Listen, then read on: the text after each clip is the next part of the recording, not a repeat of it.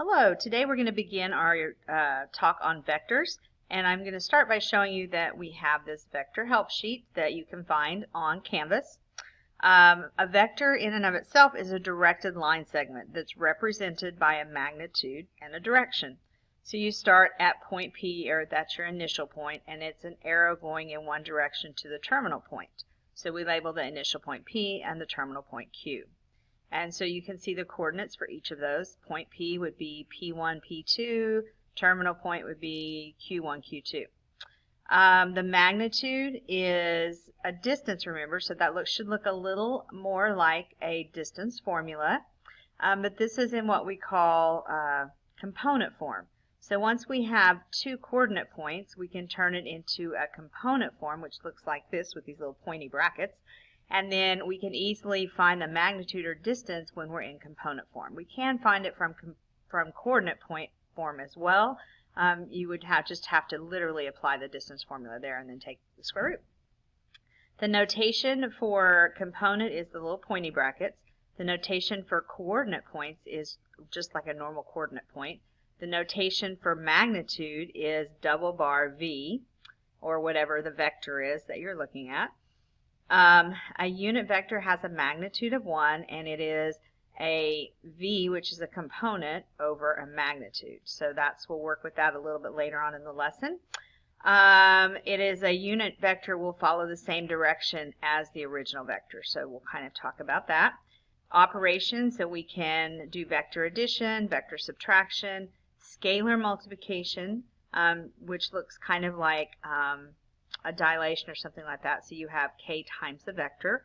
And so we'll work through a few of these kind of problems in our notes. And then finally we have directed angles, which is a directed angle is an angle in standard position, and you're talking about where it begins and where it ends. So those are all of the things that are on the vector help sheet. So if you need to reference that later, or when you're working through problems till you get your feet underneath you, you have that option. This section of notes has 8 problems we're going to work through with a lot of variety of the type of problem.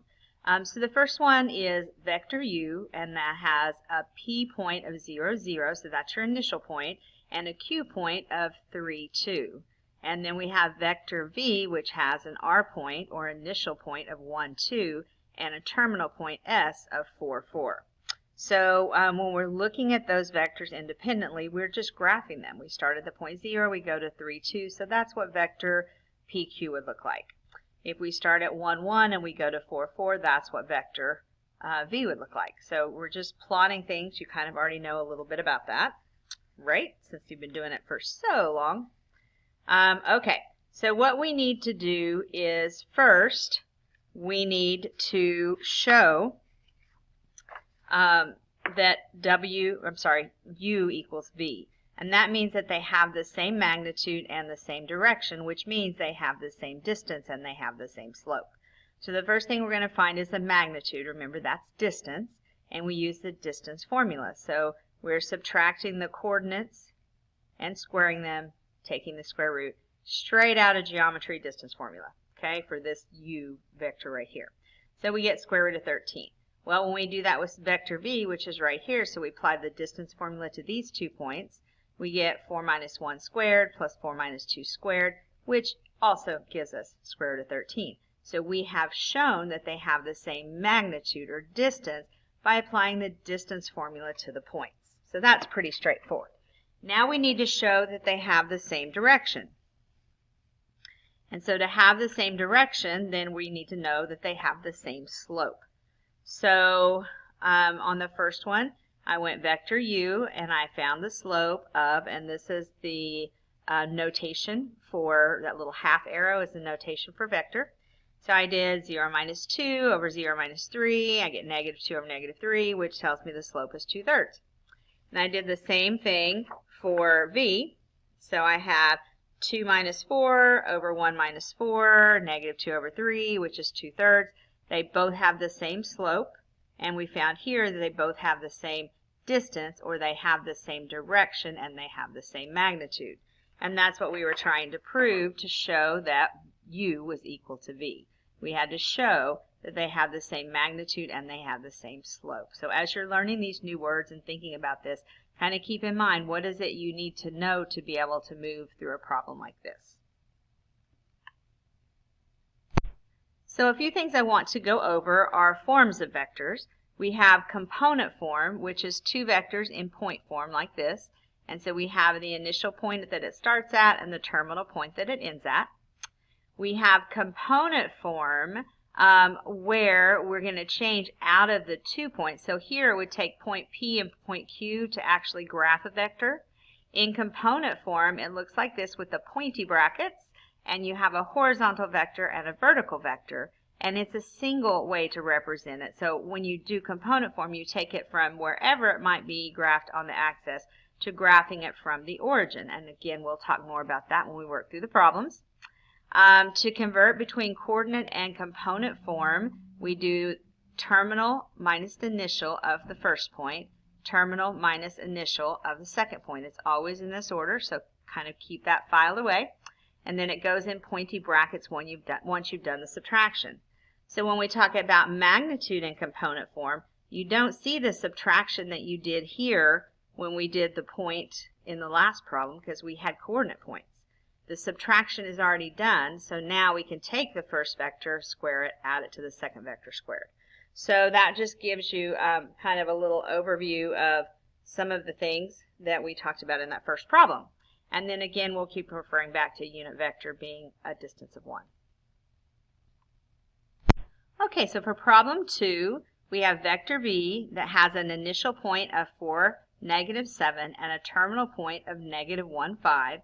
And we want to write the vector in component form and find the magnitude. So remember, component form means we're taking it from using 2 points to describe the vector to a single point that describes the vector with those pointy brackets. Okay?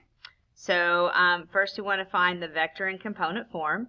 So to do that, I go through this process. So I'm going to take my initial point, which is this, and that 4 is going to be P1, and the -7 is going to be P2. And then I'm going to take my terminal point where the Q1 is -1 and the Q2 is 5. And so then to find the horizontal vector V1, we do Q1 minus P1. To find the vertical vector V2, we do Q2 minus P2. So that's what's happening in here. So -1 minus 4, comma, 5 minus, watch out for these double negatives because sometimes that can give you sign errors. And so then I have vector V, which is what it said in the problem, so be careful about how you label things. And once I do this subtraction, I got -5, and when I do this addition, I got 12, and then in the pointy brackets means the component form. So the difference is if this is my initial point, I would plot the point 4, -7.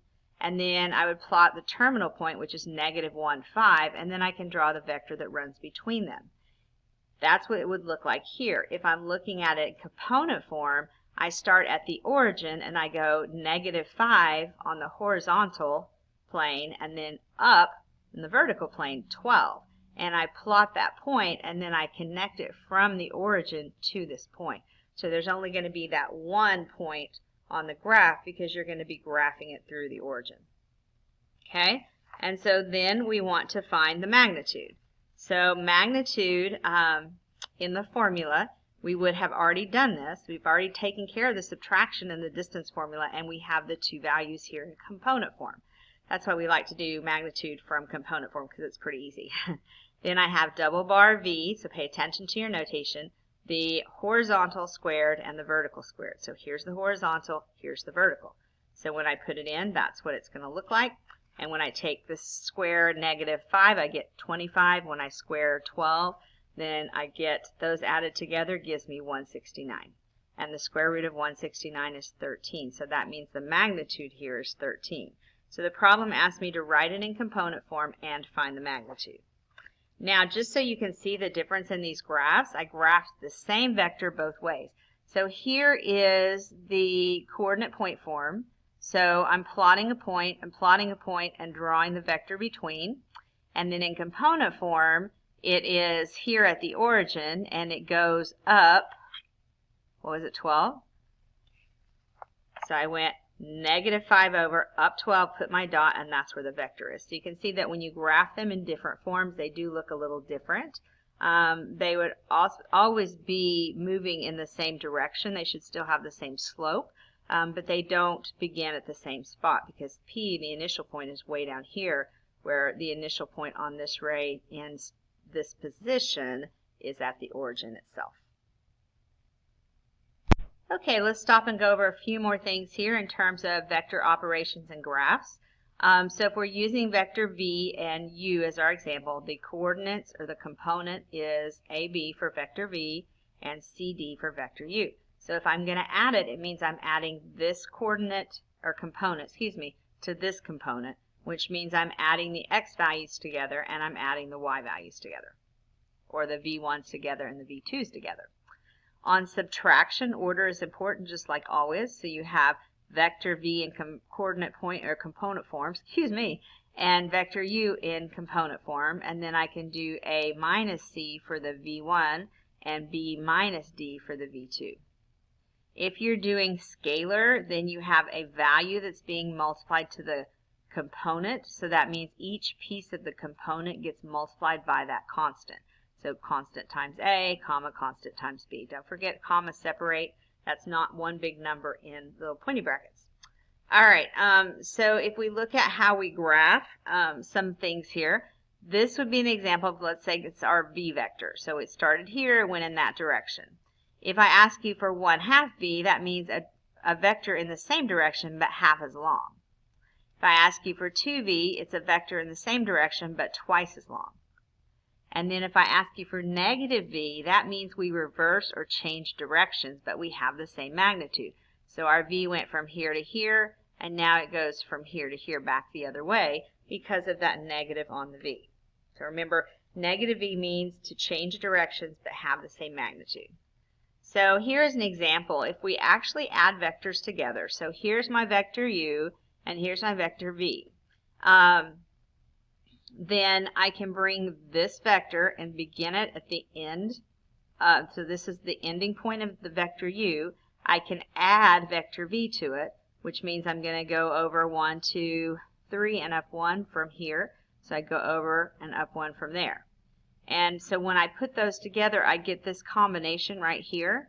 And the resultant vector is the one that starts at the beginning of the first vector, which would be our u, and terminates at the end of the second vector.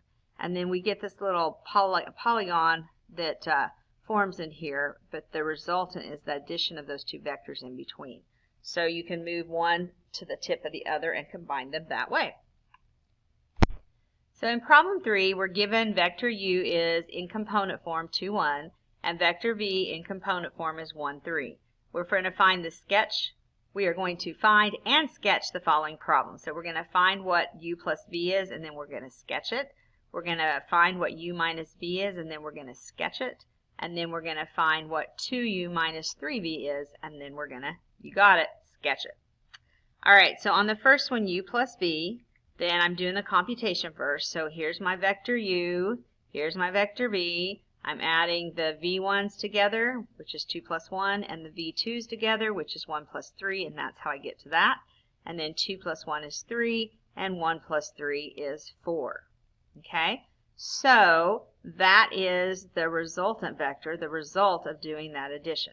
So if we're going to graph it, here.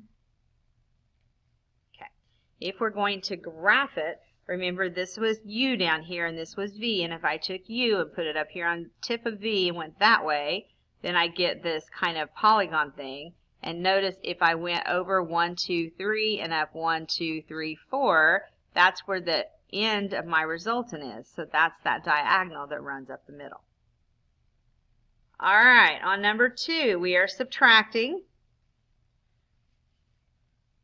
So we have u minus v, so order is important. So I get 2 minus 1 and 1 minus 3. So 2 minus 1 is 1 and 1 minus 3 is negative 2. So there is my component form. So now I'm going to graph it so I can think about what would u look like graph, what would v look like graph. The resultant should go down the middle and then it forms a polygon. So we have vector u, and then v would be minus, so remember it's going in the same direction, or the same distance but different directions, so that's my minus v. And then if I plot the vector 1, negative 2, that's the resultant vector right there. So then if you fill it in for your polynomials with some dotted lines, you can see how that works. All right, number C, 2u minus 3v. So we got to do a little bit of work on this one because we have a scalar and we have just regular subtraction. So we have vector, so I'm going to multiply 2 times vector u minus 3 times vector v. And so when I apply my scalar, 2 times 2 and 2 times 1, 3 times 1 and 3 times 3, and I just kept my negative out here. And then I could do the subtraction. So 4 minus 3 to minus 9 gives me a component vector of 1, negative 7. So I think the math is pretty straightforward there. So now let's look at the graph. So on the graph, I have a vector u that's twice as long going in the same direction. So that's where I get my u. And then vector v was 3 times as long in the reverse direction. So this vector is 3 times as long and in the reverse direction. Our resultant vector is right here, which was over 1 down 7. So there's my resultant vector, and you can see the parallelogram. Okay, problem 4, we're given a is 4, 2, and b is 9, negative 1. And we are determining the expression of this, which means vector. Remember, it's that little half arrow, so the vector of a to b. That tells you a is your initial point, b is your terminal point. In component form, so we're turning it into the pointy brackets. And then we're finding the magnitude, or the distance. So the two things that we have to do in this problem are find the component and then find the magnitude. All right, so when we find the component, then we're going to do 9 minus 4, comma, negative 1 minus 2. So remember, this is just a subtraction going from the points, and then that simplifies to a component of 5, negative 3. Don't forget those pointy brackets. And then we can find the magnitude. So we already have the component form, so then we do 5 squared plus negative 3 squared. 25 plus 9 gives you the square root of 34. If the radical simplifies, you must always simplify it, so make sure you don't forget to do that. The next thing I'd like to talk about for a couple of minutes are what we call directed angles. So a directed angle is going to begin over here on the positive x-axis. It's going to open counterclockwise, and then that angle in between is the angle that we're talking about. So if I do this theta, we know this is y, this is x, this is r. And so I know that x now is going to be whatever the radius is times cosine, and whatever the vertical value, y, will be radius times sine. So we get a vector for a directed angle that looks something like that. So you would take the radius times cosine, comma, the radius times sine. And so that's how we handle directed angle stuff. So we're going to do a problem with that. A directed angle problem. So we are going to use the idea of directed angle. It's a force F of 10 newtons acts at an angle of 130 degrees with the positive x-axis. Find F in component form. So the first thing we're going to do is actually draw this angle, and a directed angle starts at the 0 axis, opens counterclockwise. The ray here is the 10 newtons, and the angle is 130 degrees. So the directed angle is 130 degrees. Then we are going to use that component right here to determine the component of this situation. So again, we're going to use the r cosine, r sine. And so we would use our r value of 10, our cosine of 130 degrees. Be sure you use the directed angle, not the reference angle. And then we want to make sure our calculator is in degree mode. And then we can punch it in and find 2 3 decimal places what the component is for this situation. So that's not a bad one. Pretty easy, straightforward problem. So moving on to the next one. Question 6. If A equals the point 0, 4 and B equals the point 6, 1, find the coordinates of the point P that is 2/3 of the way from A to B, and the coordinate of the point Q that is 5/6 of the way from A to B. So on a problem like this, our basic point is going to be make the coordinate point from A and B, then calculate 2/3 of it for the point P and 5/6 of it for point Q. So the first thing would be to do the component form. So I would do 6 minus 0 and 1 minus 4, and so I get 6 minus 3. And then to find point P, I'm going to take 2/3 of the component, and that means the 6 and the negative 3 are getting multiplied by 2/3. And so I do 2/3 times 6, which is 4, and 2/3 times negative 3, which is negative 2. And then I find 5/6 of the way to point Q. So again, the component form being multiplied by 5/6, so 5/6 times 6 is 5, and 5/6 times negative 3 is negative 5/2. Okay, so I talked about unit vectors at the very beginning of this lesson, and I want to touch base and go back to them. A unit vector can be written as V over the magnitude, V being the component, or the component times the fraction, 1 over the magnitude. A unit vector is in the direction of V, and the vector U has the same direction as V and a magnitude of 1. So if we're doing U and V, so you can kind of follow through that, and you have this little bit as your reference.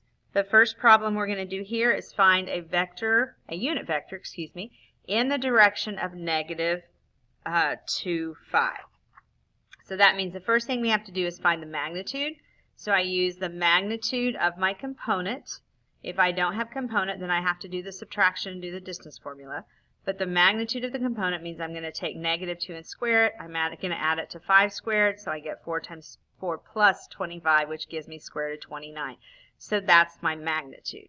Then the next thing I'm going to do is find the unit vector. I got to have that magnitude to find my unit vector.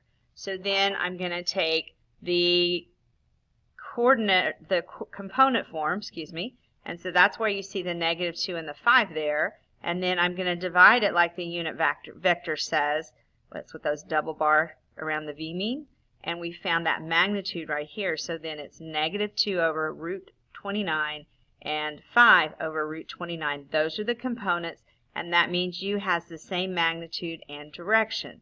Now this is the one time where it's totally fine leaving those radicals in the bottom, because that's describing the magnitude. It's not just a number.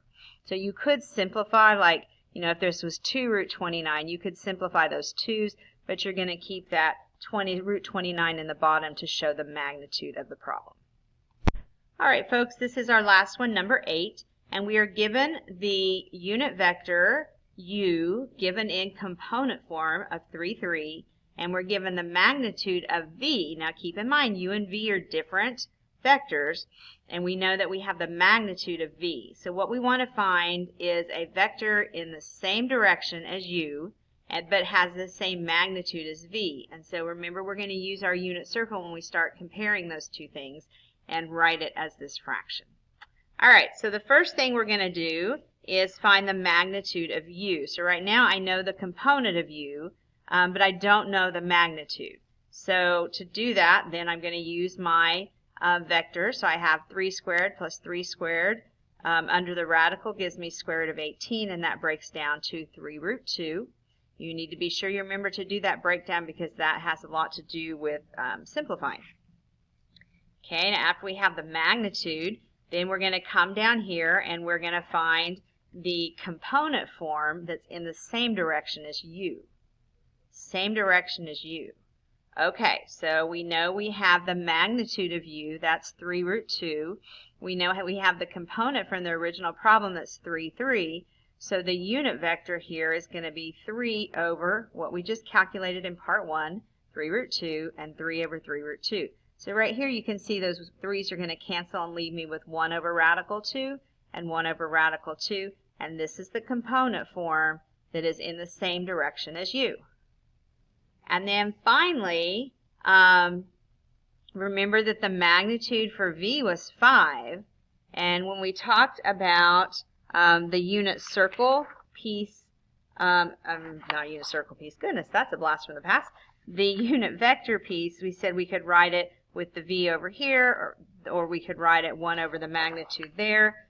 So what we're going to do is write it as 5U. Okay? So the magnitude of V. So then if I have 5u, I have 5 on the outside. I have that component from part 2 right here, which is 1 over root 2, 1 over root 2. And then I can do some scalar multiplication and end up with 5 over root 2, 5 over root 2. And what that gives me in that final step is the same direction as u, that's the slope, and the same magnitude of v, which is the distance. All right, guys, that takes care of the first day of vectors. Next time we meet, we're going to be doing some more vector work with bearings and kind of doing some applications. Thanks.